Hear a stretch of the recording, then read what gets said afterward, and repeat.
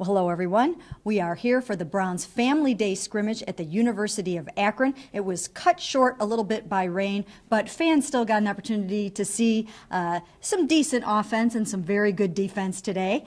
Johnny Manziel was out there running around, and people got an opportunity to really kind of get a feel for Johnny football. The offense was not able to put the ball in the end zone, and some very nice defensive plays. Overall, what did you think? I thought that the thing that people will take away from this scrimmage, besides the 3 interceptions, 2 from Connor Shaw and 1 from Brian Hoyer, was that second series for Johnny Manziel.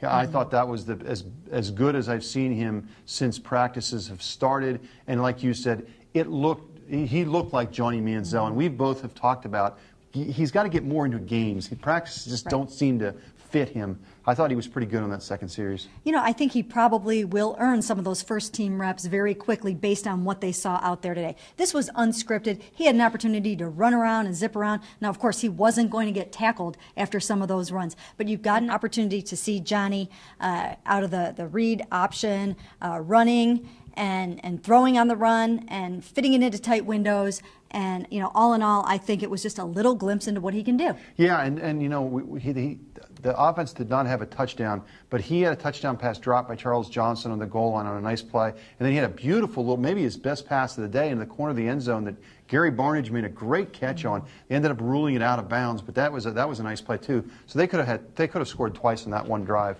Now, again, he was working with the second team. On his second drive, as you were talking about, he put together a 68-yard 16-play drive, and included in there were a 9-yard run by Johnny, a 14-yard run by Terrence West, and a 14-yard pass to Willie Snead. So they really did keep it going. It stalled at the end. There was a penalty on a field goal, and on 4th down, the pass went for -6. But for the most part, it was a little glimpse, I think, of what Johnny football can do for this team. However, I think the offense really needs to get rolling here.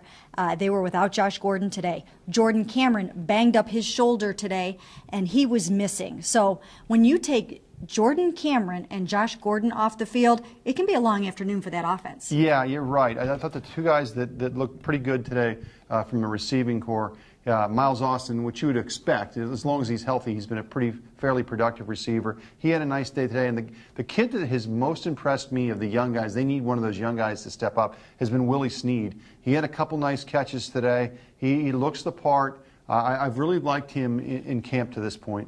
The guys who didn't step up offensively that you thought might have in this scrimmage were Andrew Hawkins and Anthony Armstrong, who did have a drop. So there's an opportunity here for some of these young receivers to really come on strong in the absence of Josh Gordon. He obviously, again, is awaiting his hearing, the appeal decision. They're going to get going again on that on Monday. But these guys need to step up in his absence and get some things done. Yeah, I would agree. And then on the defense, just to let fans know, Tayshaun Gibson ended up with just a mild, it sounds like a mild knee sprain, expected to be back midweek. Didn't play today.